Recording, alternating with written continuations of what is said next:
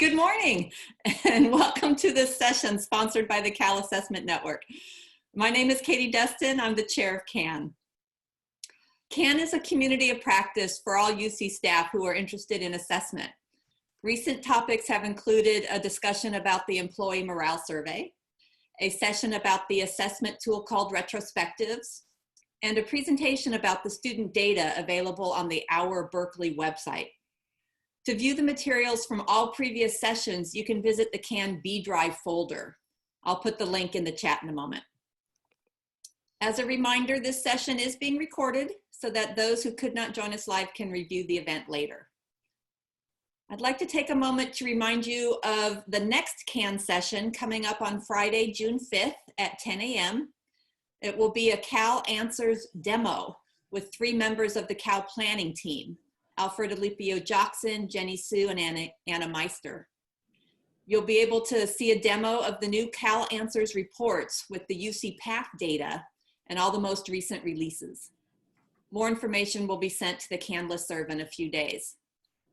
If you'd like this meeting and future CAN events to show up auto-magically in your BCal, use the chat feature to let me know. I'd now like to introduce today's session. It is called Bringing Your Innovative Idea to Life, Creating and Assessing Pilot Projects. And I think pilot projects are a great idea. I've used this assessment tool a few times, and it has always led to a more fully thought out implementation. Your facilitators today are Colin Gerker, Jesse Arp, and Jan Crosbie-Taylor from the Berkeley People and Culture Achieve Together team. Please welcome them by using the applause button in the reactions area of Zoom. Take it away, Jan. Great, thanks so much, Katie. Good morning, everyone. Let's maybe start by having Colin go ahead and share your screen with folks, and we'll begin our PowerPoint presentation as we introduce ourselves. So my name is Jan Crosbie-Taylor. I'm an organizational change manager here at Berkeley in the People and Culture organization, formerly Central HR, as you all know. And I'll let Colin first, and then Jesse go ahead and introduce themselves. Hi, everybody. Colin Gerker here in Berkeley People and Culture. I'm the project manager for the Achieve Together campus rollout, a new performance development program for non-represented staff. I'm also our training lead, and it's so just lovely to have you all on this call this morning. To be able to do something fun like this on a Friday is really exciting and an honor and a gift. And it's really nice to see some of our colleagues on the call today too. Hi, everybody. And Jesse?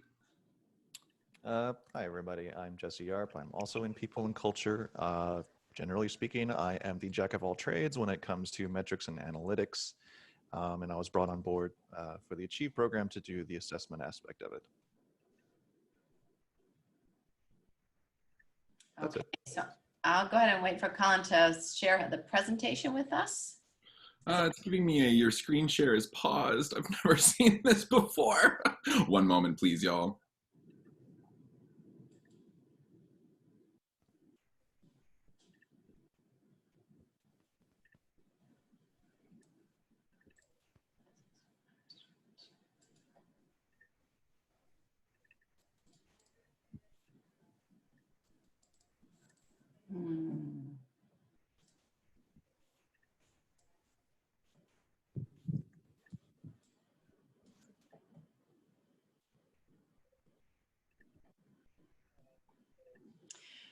Well, I think what we can do, I know Colin is working on that. We have multiple hosts, so we may be having a little challenge with that. I don't know. There we are. Well, that's the first screen anyway. Okay, I just changed the settings, so you should be able to do it now. Oh, great. Ah, there we are. Well, heavens to Betsy, how about that for your nerve this morning, everybody? All right, cool. Is everybody able to see it now? Yes. Fabulous. All right, Jan, I'll take it over to you. Just when we think we know all the tricks of Zoom and we've done Zoom a million times, there is still something. Anyway, so it's great. Continuous learning. That's what we are talking about, right, in the pilot? Okay, so today's workshop is focused on taking an innovative idea into action through piloting and assessing new ways of doing some sort of work. So our case study today, as Katie mentioned, we're actually looking at the Achieve Pilot Performance Development Program, which is wrapping up in June because, as you know, we are moving into Achieve Together. So what I'd like to do right now is ask you all to write into the chat what kind of ideas have you thought about implementing or would you like to implement? Just sort of, you know, what comes to mind? Like, what do you think you could do better? What would you like to do? And if you are not familiar with how to get your chat, what you're going to want to do is look at your Zoom window, sort of hover towards the bottom. You'll see a chat icon and the word chat, hopefully. If you click that, you will get a new box, a new pop-up window, and that will be your chat. Hopefully many of you have that up already since Katie has already shared with us some nice information about CAN. So go ahead and write into the chat any ideas that you've already been thinking about. Or maybe if you don't have one, sort of what are you hoping to get from today? What kinds of things were you looking for?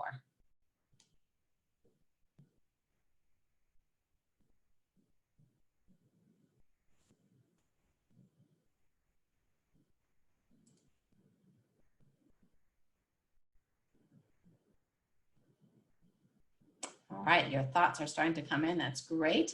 So somebody says some support for a master's, supporting an MA, so creating a new degree, sounds like a master's degree in the department. Also a student help desk kind of models to do better services for someone. Train the trainer sessions, how to make those come about and sort of test that. That's a great idea. Streamline our approval requests, always a good plan. Streamlining processes. Somebody's looking at a pilot program for security. Virtual practicum, yes. I mean, we are sort of at a, the timing for this project was not coincided with COVID, but magically, the idea of piloting new things and new ways of doing everything has really, this was, Katie, you planned it magically, right? What we couldn't have come up with a better time. So I'll let you all continue to read some of your other ideas there, but there's lots of things clearly that a variety of different sorts of things that people are thinking about. And so we hope that we can give you some creative ideas and helpful thoughts about what your teams might want to work on as we go forward. So although today we're talking about a pilot, it's sometimes better to bring a change forward, even if it's not as perfect as you'd like, than to keep tinkering behind the scenes while people are suffering with something you know that is not good. So we really love Mark Twain's quote here. It says it perfectly.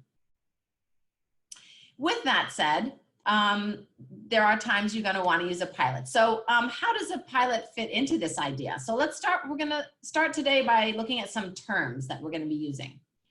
First one, so what is a pilot? What do we mean by that?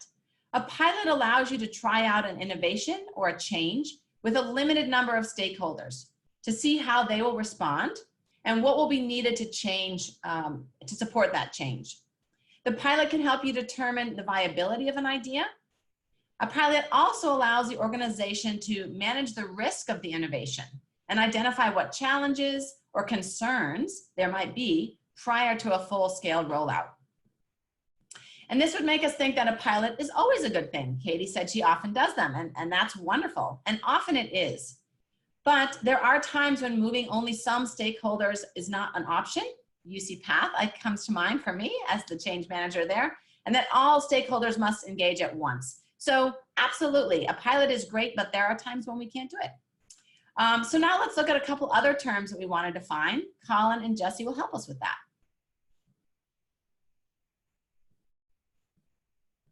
So we're going to be focusing a lot around innovation today, and I think that when that word is presented into our minds, there's a lot of different things that might come up based on your own experience with innovative spaces. When we're talking about innovation, it could mean that it is the new iPhone with 16 cameras on the back, but when we're boiling it down to a little bit more of a simpler view, it's about using knowledge and skills and professional experiences that you have to seek efficiencies and to improve work outcomes. Thinking about it even more simply, it's about bringing new and creative ideas into action. Jesse? Thank you, Colin. So, how are we framing success?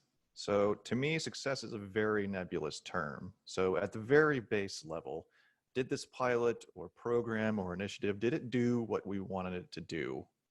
Now, I'm an analyst, I'm a quant, so I want to work with data. So, to track your progress towards success or towards the initiative doing what you want it to do, you want to consider what data might be available that you can use to establish first a baseline, and you'll use that baseline and further data to track your progress. This can be surveys, like smile sheets or so that you might see in after a training, institutional data, or ideally some kind of return on investment.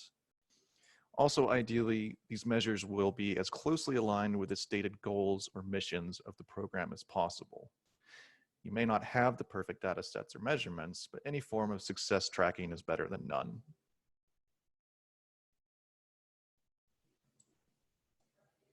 Back to Colin. All right.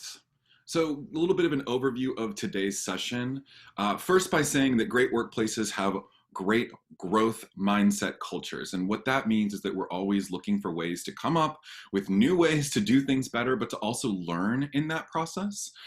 So today's kind of session is really kind of guarded and guided by our interest as an organization to continue growing, learning, developing, and supporting each other in that growth. So we did have the idea to come to you and say, here's what happened with the Achieve pilot, and here's a bunch of data, and here's what we think about it. And that could have been really fun, but we wanted to make it a little bit more active oriented in our space today. So while we're going to be using the Achieve pilot plan, its assessment, and what we learned about it, we're also going to be using that as a case study, as a reflective space for you to be thinking about how you want to build your own innovative idea and how you want to bring that into your world. So we will be really asking ourselves and answering some incredibly critical questions today. So get your thought partnership and brainstorm minds on. And what I'd ask you to do is find the attachment in the chat, and Jesse or Jan or Jan will put it into the chat for you. You can download the attachment. And we're going to give everybody multiple moments to do this. Some of you have already done it, so thank you so much. Some of you are doing that now, and we appreciate that. You're going to be using this template today as your action planner. Giving everybody just a few moments to do that. And just as a quick reminder for folks, if you have only one screen in front of you, you may want to go to the upper right-hand corner of your Zoom window and exit full screen so that you can maneuver around between us as a presentation, hopefully almost full screen, or you'll have trouble seeing stuff, and the document that we're going to have you go back and forth and look at.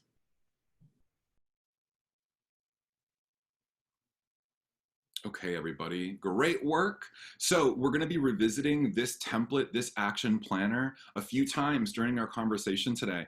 And you're going to have the opportunity in the kind of tail end of our session to get in a small group with a couple other people to talk a little bit about your innovative idea. No matter how well thought out it is or how in its infancy in terms of thinking it is, we're coming to this space around a growth set mindset and thinking about always continuing to improve the work that we're doing. So you will have time in the end to share your ideas and to get feedback with some partners. So keep that in mind as we're moving forward today. But before we get really nerdy and granular about our work, let's take a moment to think about some epic fails from companies that we know. So the Sun Chips compostable bag was a really good idea in terms of environmentally friendliness, but it was really loud. Do y'all remember that? And then it went away from the grocery stands.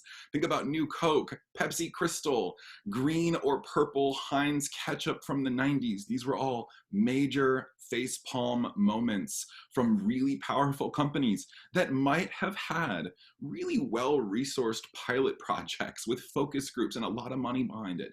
But an entire team of people said, yeah, that sounds like a good idea. And that's okay sometimes to do things that turns head, because look at it, in 2020, we're bringing it up today to talk about it. So that's free marketing for these organizations. But I wanted to make a clarifying note that Patrick Stewart right there, he wasn't a major fail. I just wanted to create a meme moment for us to say, ugh, Pepsi Crystal, gross. But then also be thinking about pilots in television shows. They always start with a pilot, and then there's usually major differences that you might notice in the pilot first episode compared to the rest of the season, compared to the rest of the series. Those writers and directors are always thinking about what could be better about this scene, this detail, the delivery of this line, or how the overall show, frames the work of continuous improvement. I also want to take a moment to think about the show Ozark, which just wrapped up its 3rd season. And as a native Missourian, I'm just getting into it and I can't stop watching it. But the reason why I'm talking about it is it's in its 3rd season. In the first 2 seasons, they were really well reviewed. The 3rd season has a 97% on Rotten Tomatoes. It's like 20% differential between its first 2 seasons. So taking that time to really sharpen their skills and to get it right and to try better, and then in their 3rd season, that's their swan song. And you might have your swan song, your amazing project, be your pilot or be what you do to change into a larger rollout, but thinking about always how can we do things better. And that's really where we start today. And with our first critical question. And I want to also start with a quote by Maya Angelou and thinking about, okay, how can we do things better? Do the best you can until you know better. Then when you know better, do better. So our first question really starts in that more reflective space, right? So particularly with the Achieve pilot, we were learning a little bit about how folks at UC Berkeley were feeling about performance management, performance development, performance evaluations. And quite frankly, I've worked in the performance world for quite some time, and I know it's not everybody's favorite thing. But at the same time, folks really like getting good feedback, and folks really like having great check-ins with folks they work with that are supportive and engaging and developmental and collaborative, and that we're sharing and partnering in our success. That all sounds really good. And that's performance if we're doing it well and if we're working towards helping people do it better. To lean into having more conversations and to support one another through having those meaningful conversations.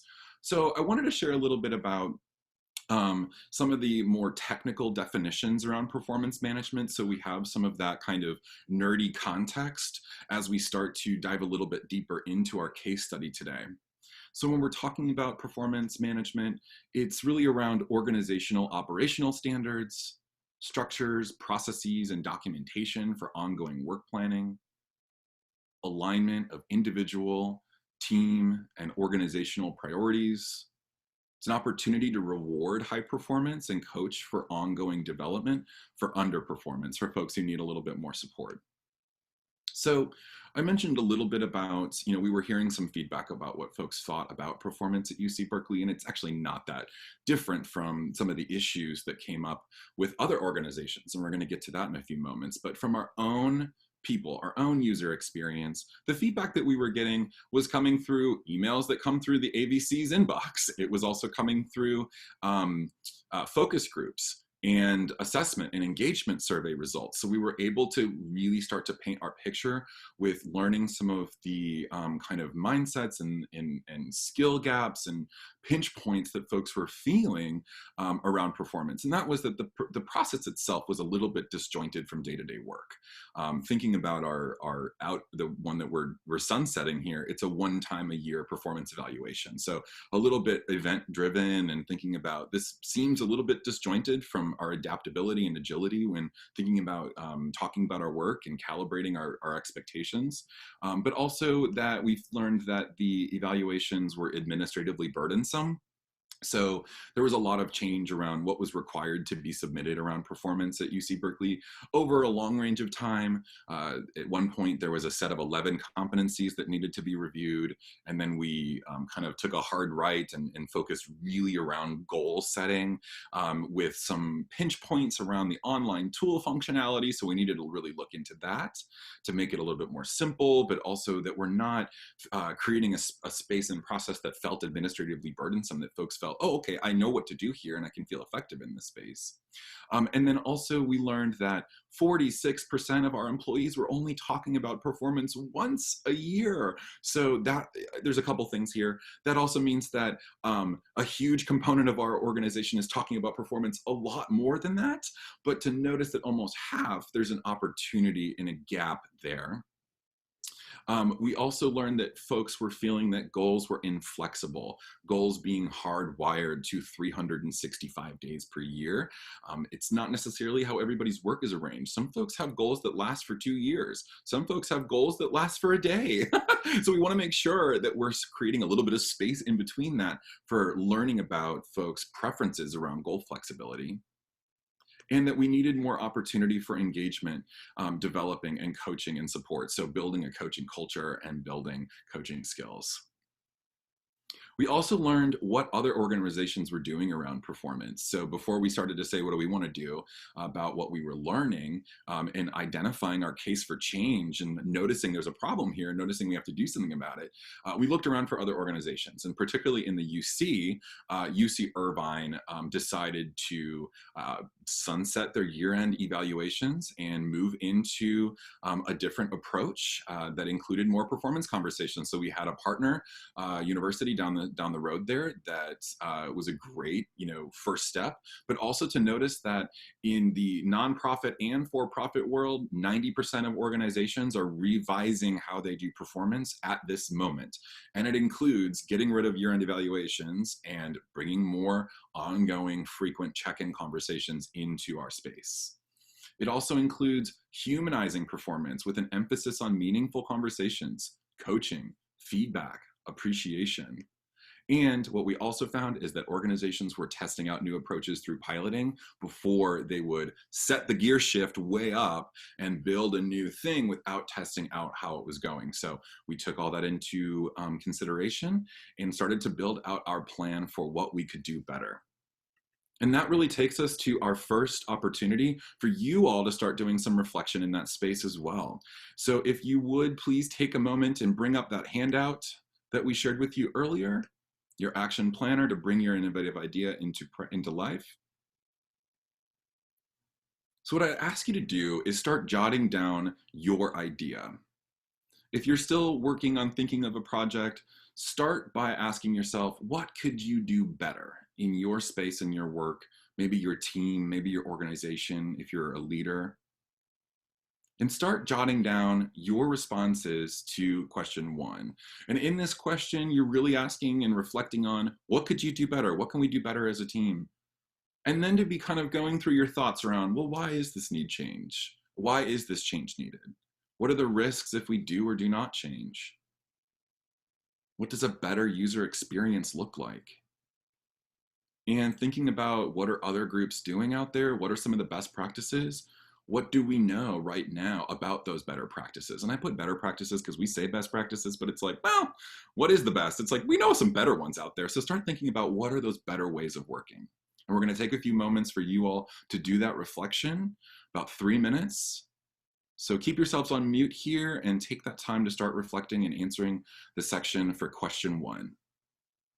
We can start wrapping up our kind of final thoughts there on question 1 section, and there will be time to revisit this.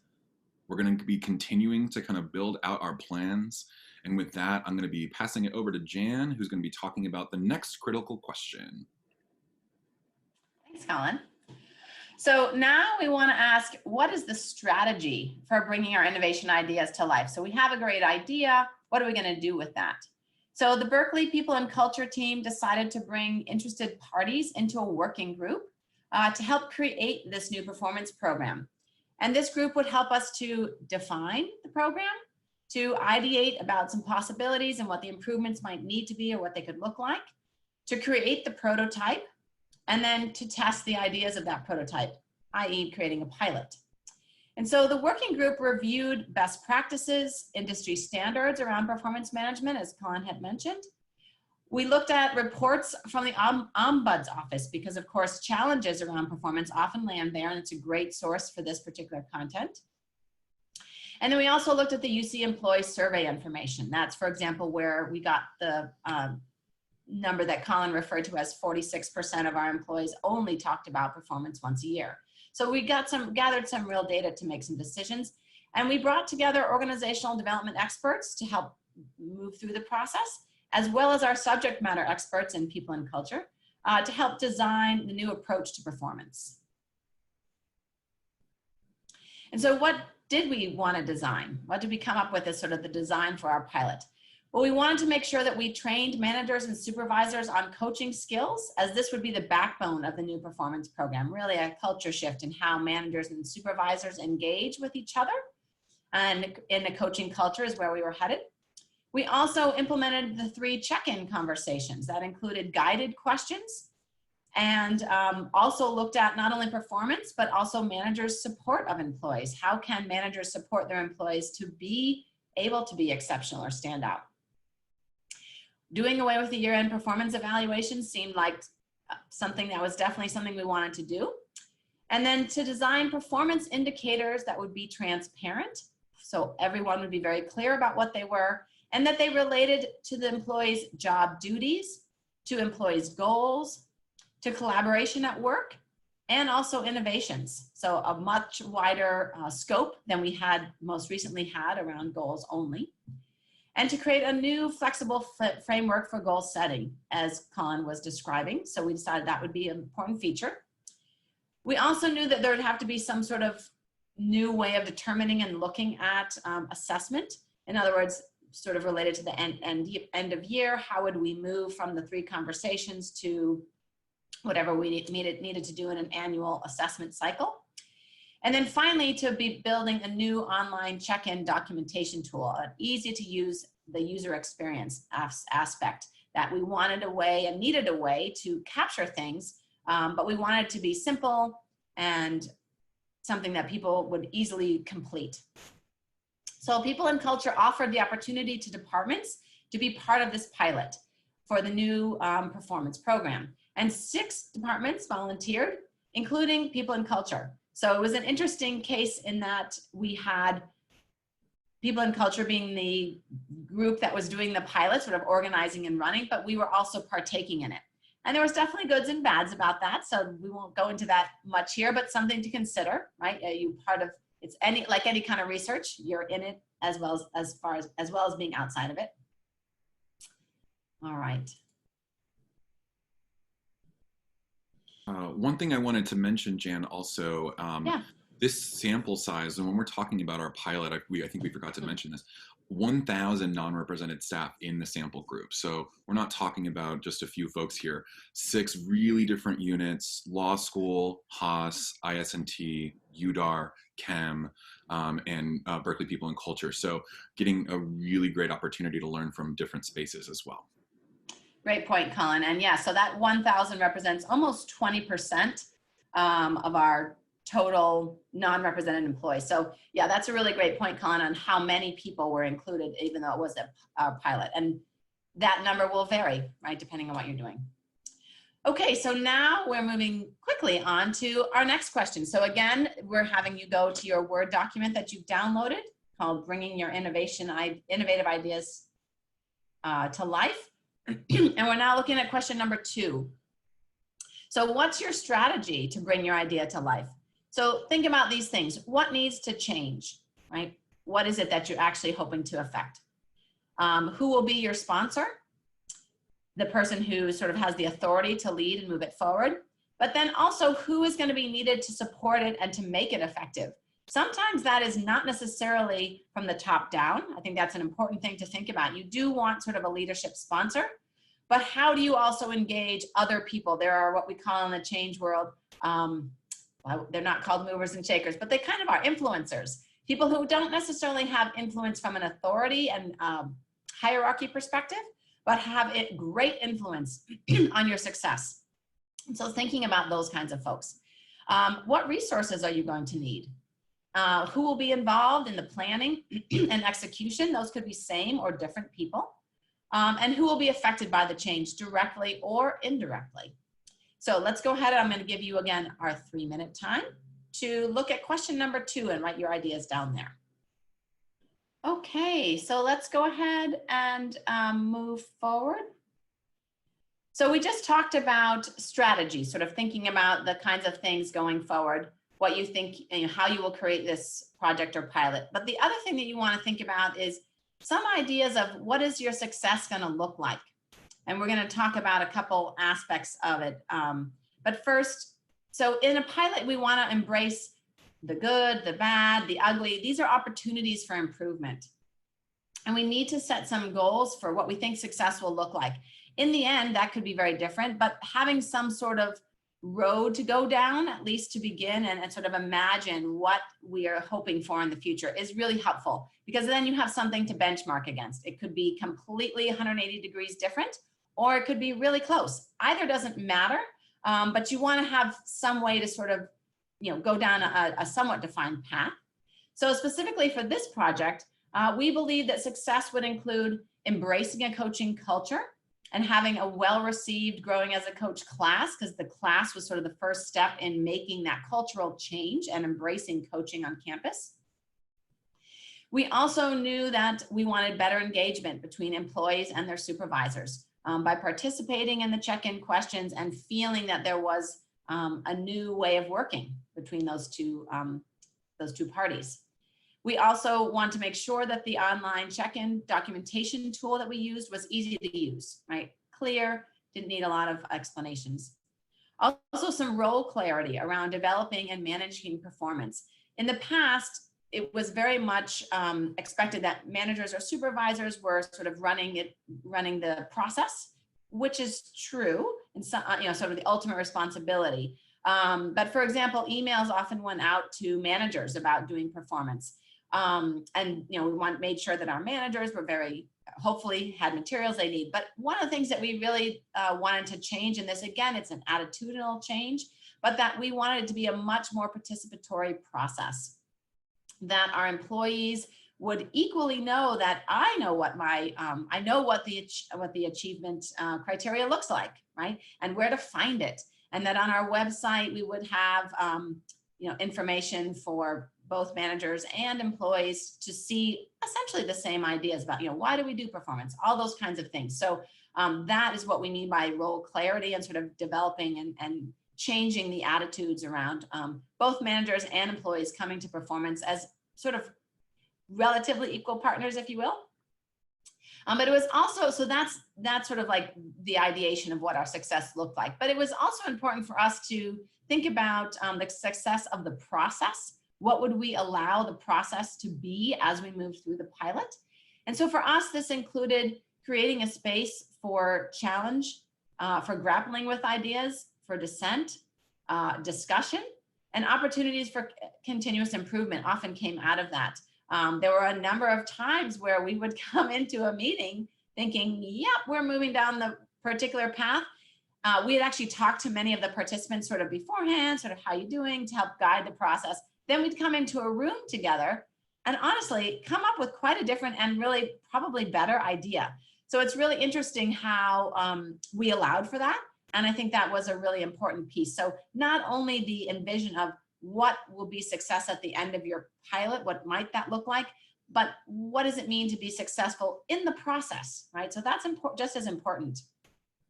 And then part of the process also was allowing us to get a clear understanding of any major gaps, whether that be skills or training, myths that were out there. So, hearing back from folks, and areas that needed more clarity particularly for a non-subject matter user. Performance, I think, is a really great example, and many other things are too, where we have subject matter experts who know all about performance. This is what they've worked on a lot.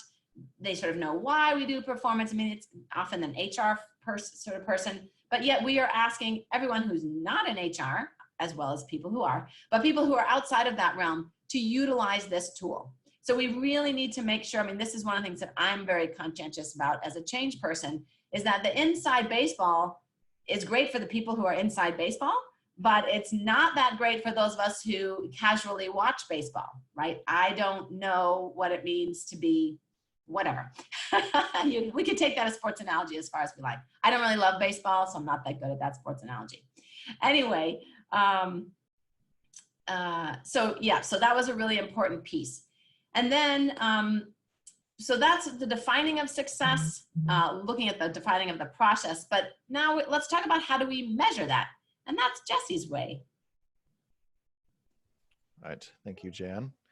So what were we looking for when we were doing the assessment bit? And what we're looking for is a general understanding of the Achieve program itself, online documentation tool, the 5 or 6 check-in questions, the growing as a coach training, and then general open-ended comments about the online tool or other improvements for the program overall. Now, how we went about doing this is we came up with a blended approach. This was timing a quantitative and qualitative survey with each of the pilot participant groups after the check-in conversation. The quantitative side is going to be like your Likert type rating scale, strongly agree to disagree, or you can do averages, or you can do percentages of people who agreed with that particular statement. Qualitative is going to be those open-ended comments. We also did interviews with pilot participation groups, their departmental leadership, and then we have returned to those same pilot group leadership with the survey results so we could discuss the improvements and next steps that need to be taken. So what did we learn about our assessment process? What people liked. The Achieve program had a more simplified approach. It was more aligned with day-to-day work, had more of a focus on the conversation and interaction. The objectives were more clear and people got more feedback. The check-in questions or the guided questions themselves were fairly popular. And then the overall coaching model that was underpinning this program. What people didn't like, online tool functionality, the what are you most proud of check-in question, survey fatigue, because we did this survey, I think 3 or 4 times. And I think towards the end, we had about a 50% drop in our response rate. And folks would prefer to have more communication ahead of time about the program. Yeah, Jesse, this is really helpful. The what are you most proud of question, can you kind of reflect a little bit about what we were learning and hearing in some of those responses? Came up multiple times in the results, and we did make a shift in that, which we'll talk about later. But can you share a little bit about that piece? I think that one, it didn't, I don't recall 100%, it's been a little while since I've looked at this, but I think it didn't really fit with the rest of the questions, or people were just having a hard time interpreting what they meant by that. I think by the end, we ended up changing that one to more what accomplishment or what achievement were you most proud of, I believe. Yeah, I think we took out the word proud and focused on, what are your major accomplishments from this period or something like that. It was the word proud that folks were having a lot of kind of curiosity or pushback around. So it's a great opportunity for us to say, okay, why didn't people like this? and what do we do with it? So very interesting to see how that came up in the more, this doesn't sit with me well space. Yeah. And as a side note, I will say this towards the survey. You might want to pilot your survey first, because when I was doing the comment coding, the #1 comment was, this survey goofed up. So that was fun to explain to leadership, but maybe having a few people just take the survey first and do some debugging would be helpful. Great. Okay, thanks, Jesse. So now it is your turn. So in this question, we want you to think about how would you define and measure success. So you want to look at sort of what is your ultimate goal? What are you hoping to change? What do you want to do, right? So what does that look like? What does success look like? What sort of questions will you ask to learn if you've reached your goal? This can be kind of challenging, but But I think this relates to what Jesse talked about in the survey. The questions that you create and ask in a survey, and I think Katie's done a whole session about surveys, or there have been, it's actually a really critical piece when doing a pilot, just I'll say that. How will you define success? That's what I had talked about earlier. And then how would you do assessment? So there's lots of ways to assess. You could do a focus group. You can do questionnaires. You can sort of look at data. Sometimes it's looking at the back end data. So all those things. All right, again, we're going to give you 3 minutes. So go ahead on over to your Word document, bringing your innovative ideas to light or to life, either one. And we'll give you 3 minutes. So go for it. Okay, coming on back. I have to say, as I was watching the timer, it made me think about our 20 seconds for washing our hands. We're doing a lot of timing. Who knew that 3 silent minutes seemed maybe long to you, maybe not long? Anyways, over to you, Colin. Thanks, Jan. This is my favorite slide of the presentation. For Parks and Rec fans, you're going to be loving this, especially for those who looked at the reunion show last night.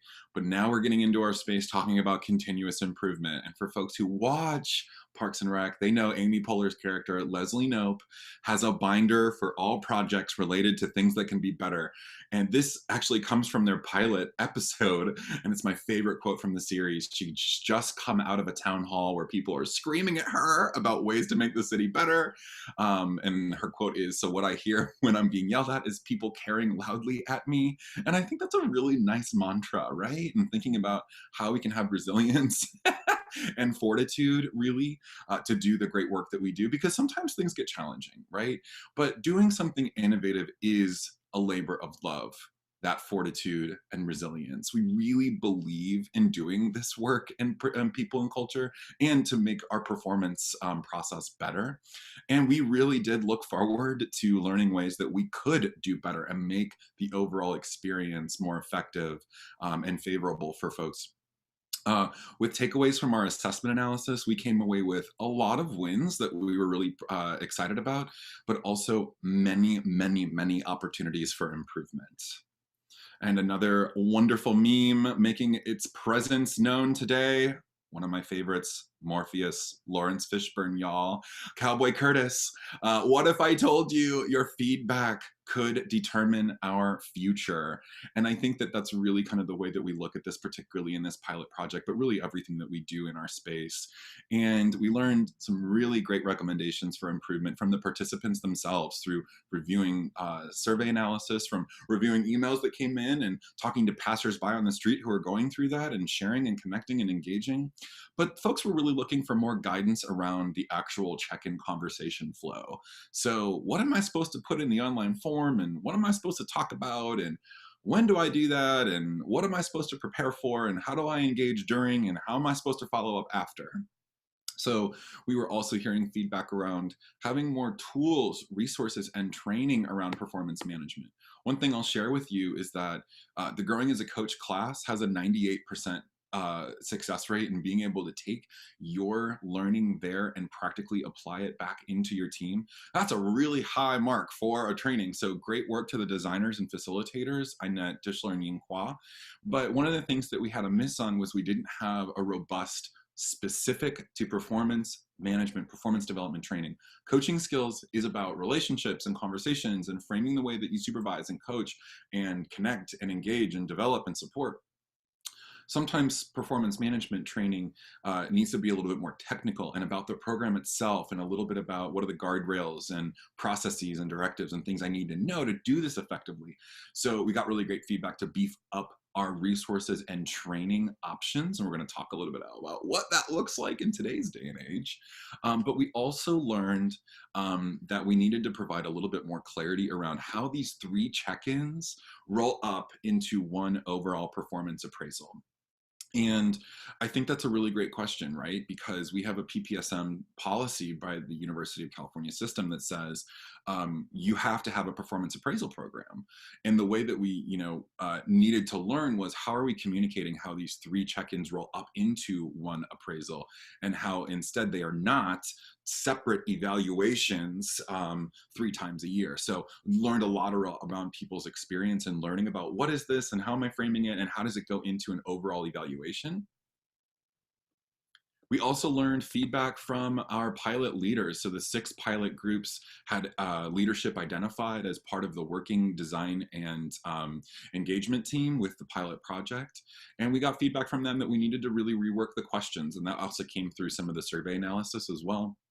We heard from them that there was survey fatigue and confusion over, are we supposed to be doing year-end evaluations? Are we supposed to be doing check-ins? And then UC told us to change our merit timing, and there was all kinds of different things that were going on. So it caused some survey fatigue. We also received some feedback to update the achievement criteria. So the evaluative set of what are we really being held accountable to, right? So that it was, Jan mentioned earlier, your job, your goals, innovation, and collaboration. We're going to talk a little bit about those changes in a few moments, about what we did to revise. And we made some tweaks going through the pilot. We noticed when something wasn't working, we made that tweak and made those decisions in a space that was engaged and inclusive and in a lot of ways democratic, but also that making sure that we were in line with the overall vision of being proactive people partners for all of our employees at UC Berkeley. So, for example, change some of the questions in the pilot that weren't hitting as well, and found some ones that were a little bit more effective to help people guide through that conversation. We also had a UX design team review for really giving us feedback around accessibility, making the tool a little bit more accessible for folks, as well as feedback that came from our project team. So folks who were really looking, working internally in Berkeley People and Culture, Central HR at the time, to manage the process of the pilot and to assess it. And we learned a little bit about how we can define better our own roles, how we can define the terms that we're using and the definitions that we have for those terms for the pilot program, how we're defining the process itself. This is iterative, it has a lot of feedback coming in, and there's a lot of process mapping and then doing Google Translate to figure out ways to best embed that process in tools, trainings, checklists, communication, website, etc. So lots of great feedback in that space. And also resourcing collaborative needs. The pilot team is 1/5 the size of the campus rollout team. So we beefed up our resources around the campus rollout to really, really well resource the amount of people who are engaged in making sure that we had all of our Michelin star chefs from Berkeley People and Culture working on this to add the right ingredients to the recipe. One of those big things was to really expand the need for kind of change management support and outreach and consulting. And that's really where Jan Crosbie-Taylor came on the project. And she and I worked really, really diligently to get out and share this message about what we're doing in the pilot, but also the coaching vision, especially with our help from our friend Inette, and talking about the changes that are now implemented with Achieve Together. So one of the things that I also wanted to share with you all is, well, we learned all this stuff. So like, what did you do with it? And for folks who were on the call with our friends in BPOG and CAN on Wednesday with Eugene Whitlock, when we learn something, we go and do something with it to make it better. And we learned quite a lot, and some of those key highlights were around needing to update the guided check-in questions. So we've talked about that. There were 3 iterative updates, and what you see on the Achieve Together website now is what we're going to use this year. And we're still going to learn more about folks' experience with these and the experience with having check-in conversations. And we want to continue to learn more, to continue to make it better in our spirit of continuous improvement. Also, thinking of that set of performance indicators we've mentioned before, the achievement criteria, job, how you're doing in your job, making decisions within the scope of your role, goal accomplishment, innovation, and collaboration, there was a lot of feedback to include an additional performance indicator around inclusion and belonging. This was our major opportunity to say, these are our university values, and now they have structure within how we're all held accountable to those. That's a big, big, big push forward. And what this also does is it helps us as a community recognize that we're all responsible for inclusion, belonging, diversity, and equity, not just those that have it in their titles, in their role, not just those that work in the inclusion and equity office. Those are our subject matter experts and our leaders and champions on campus, and we're part of that community, and we're part of those responsibilities as well. We also made the achievement criteria tool itself that set of behavioral indicators that would let you know how you're doing in your role around those 5 areas. We made that public so folks can have access to it. It's on the website right now, and it's supposed to be used as a tool for identifying how you're performing, to use as a tool for planning around performance. Okay, as a manager and as a direct report, thinking about, okay, I'm noticing I need to improve in these areas. Now you have that language to plan out what your next steps are going to look like. It's also a tool to discuss performance and how things are going. It's also a tool to evaluate performance. So it creates really nice guardrails for our expectations at UC Berkeley, not just for all non-rep employees, but also for what supervisors and managers should be held accountable to as well. So again, going back to that piece we learned, provide more definitions around role clarity and put it public. So we've done that. And that went through an incredibly exhaustive iterative process with our subject matter experts, with our design team, and with our executive sponsor, Eugene, and our sponsor, Angela Stopper. We also expanded the amount of time you can have the check-in conversation to 60 days. We have 305 L5 units, and there's no one perfect time to do it, but we all know it's better for us to get good feedback on an ongoing basis. So we provide a really wide, a really long runway to accomplish having these check-in conversations. And I think our kind of crown jewel was the beefing up around our outreach and change. We knew we needed to get out there and tell the story way in advance. And with our goal for people to say, stop talking about this. We know. And some of you are probably sitting here going, I know about these things. Thank you, fine. And we want to know your further feedback. But at the same time, we have reached, we've had 83 presentations about Achieve Together. We reached nearly 6,000 staff. That's almost 100% of our non-represented community. To tell this story, to engage in feedback. We now have one-on-one and group support, so you can book one-on-one performance support sessions. We have Ask Us Anything sessions about performance twice a month. We have e-learning for both direct reports and those that are managers. We have workshops that are like practicing out the different key elements of Achieve Together, like check-in conversations, like creating and communicating goals that are a little bit more flexible. We've trained 30 staffers at UC Berkeley on bringing that learning into spaces within intact units. We've trained almost 50% of managers on the UC Berkeley coaching model, Growing as a Coach. So we heard that feedback and we said we need to do more to address the skill needs, as well as to build out resources. So we continue to build out resources on a day-to-day basis. We have the stand-up structures for Achieve Together's learning, and now we're starting to build out micro-learning, some more like nuggeted chunks, little bite-sized chunks of things that you can learn to be more effective. Particularly, we built out 2 around setting goals in uncertain times and having effective remote performance conversations. So if you have a learning need out there, you tell us, and we put it in our queue to continue to develop more resources to help us grow as an organization. So that was kind of the big dump of, okay, building, learning, defining success, taking what we learned and putting it into action. And now is your time to really think about what are those opportunities for learning and continuous improvement in your space. So taking a moment to open back up your action planner and going through our Q4 in our worksheet, taking about 3 minutes to do that. So this is really about unpacking, what will you do with what we learned? How are we going to share the return on investment with your stakeholders and sponsors?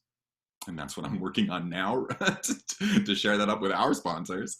How will you conclude the pilot and figure out moving forward with what you've done, what you've learned? Oh my gosh, a first typo! How will you conclude the pilot and move forward with what you've learned? There we go.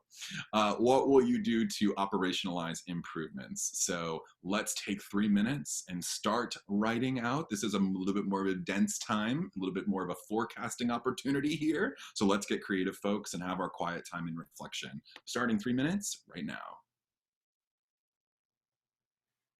Okay, start finishing up your last thought, and we're going to transition into Jan putting all of you into lovely, lovely breakout groups where you can learn and share from one another. Go ahead, Jan. I'm on mute. Great. So don't put your document away. We're going to actually have you all use that. So we're going to split you off into groups. And I think actually Jesse, Colin, Katie, and I will also be with you in your groups.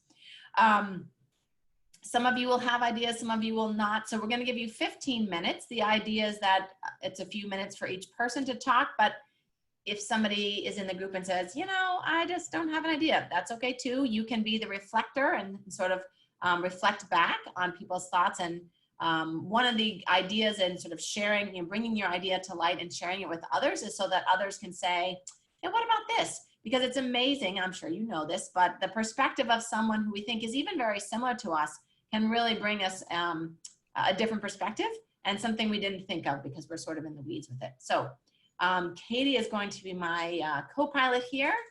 And when you're ready, Katie, let's go ahead and break us up. Wonderful, wonderful. So thanks y'all for engaging in that activity. Many, many appreciations, sunshine, and sparkles to you all. For folks who were going through building kind of their plan, we want to be making some space for folks to get some debrief time. Okay. And Harumi, thanks for that feedback there. I don't think that raised hands are seen in the when we're in the chat. I think it goes right back to the managing participants. So happy to follow up with you after, and our apologies there for not noticing that. But wanted to open it up for folks to have time to say what was exciting or what did you learn about the in this activity. And you can come off mute and kind of share your perspectives.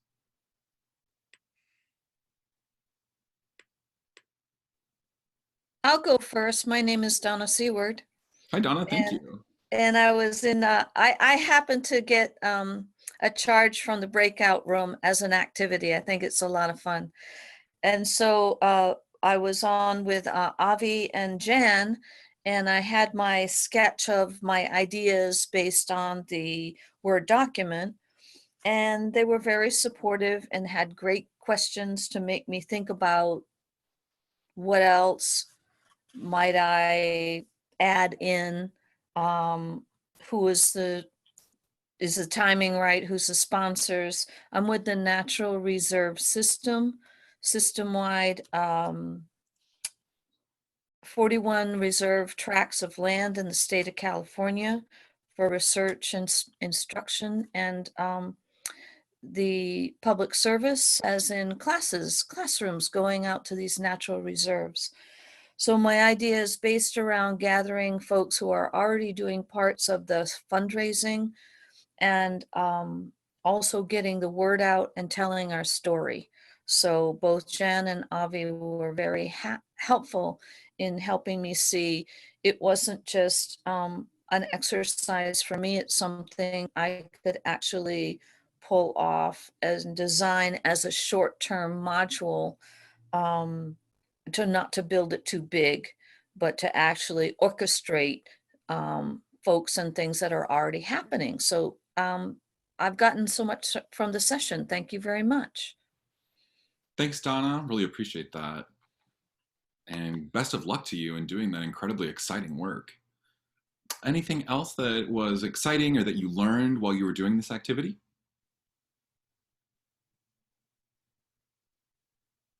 Maybe what was challenging about it?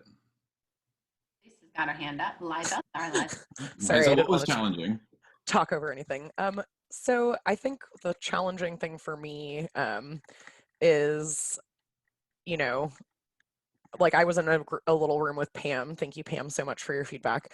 And I kind of I talked through what I was thinking about for, you know, this activity. And I think the hard thing was answering the questions that came up in that room, just because in my situation, a lot of the kind of politics around my project are a little tricky. So it gave me a lot to think about in terms of like just being careful. Yeah, yeah. I mean, it definitely starts to give you a space to build your map. You know, where is our destination? How are we going to get there? And oftentimes there are those road bumps and politics that come up along the way, crossing state lines. So appreciate that kind of vulnerability and sharing that this is challenging to kind of build out this plan. So thank you. Anything else that you liked or that you learned or that was challenging about the activity today? We're actually down to just about 18 of you and 4 of us. So we have a pretty small group, so feel free to just speak up. Maybe you want to share anything in that you might have written down in your plan or anything else. Well, hi everyone, this is Jorge. I was able to sort of think through and the forum was helpful in helping me think through some of the key components and critical aspects of a pilot. It's actually a pilot that we've kind of had to shelve for various reasons. But in any case, the students and everybody else who's a Cal One card holder, I am the manager of the Cal One card office, and we have previously received feedback from students, mostly from students who are anxiously awaiting the ability to use their mobile devices to identify themselves instead of a physical card. And so anyhow, there seems to be the likelihood that we can proceed with the pilot maybe within the next year or so as part of a larger RFP project that Katie has helped us steward, and in terms of the user requirements and preparation for the RFP. But yeah, the smaller mobile ID deployment pilot would be something I think that would be well received, and something that if we don't do, we're going to be perceived as a higher ed institution as being sort of behind the curve and not meeting our students' needs. Right. And I think, Jorge, so nice to meet you, by the way, because your name comes up in all the meetings that I'm coordinating with stuff. But anyway, so lovely to meet you. But one of the great things I think about a pilot, and your case gives a great example of this, is that you're talking about students, but our student populations are so varied, right? We have graduate students, single parents who are 30. We have 20, 19, and 19-year-olds. So using a pilot allows you to sort of select a few from each group and really get a good view. I mean, the other way to do a pilot is try all undergrads first, or, you know, there's 2 ways to think about it. A little bit of people from all the different groups, or like maybe you wanted everybody in one department because they're kind of easy to then message to. So it's really interesting to think about what could it look like. Yeah, I mean, I think for us, it's going to be a matter of feasibility, and in that regard, because the Cal One card program reports through the Residential Student Service Auxiliary, we can actually, we have sort of full control over piloting in the dining facilities and the housing facilities. And so we can do point of sale, we can do building access and identity, so for, you know, the security monitor situation. So I think the RSSP realm will be the sort of most practical place for us to pilot, and then move out to the various other cohorts. Well, that's really exciting. And thank you so much for sharing that in an in-depth way. I love nerding out over that kind of stuff in higher ed. So thank you for that. Also wanted to be mindful of our time and to say thank you, but also send it back over to Katie so she can close us out for today. And thank you all so much for being an absolutely incredible audience. This was a big brain buster today. So we appreciate y'all's critical thinking skills and participation. Thank you. Great work. Yes, and everybody give them a round of applause using your reaction emoticon. Thank you very much. It is challenging to do these kind of interactive sessions online, but well done, very well done. So I hope everyone found this meeting was helpful. I hope it helps you to still feel connected to this community of practice. And we all hope that you and your family are safe and well. Thank you. Thank And you. we'll hang out just for a few moments if folks want to ask some other questions, and we're happy to be supportive following up. Never hesitate to contact us. Thanks, Katie, and thanks, Can.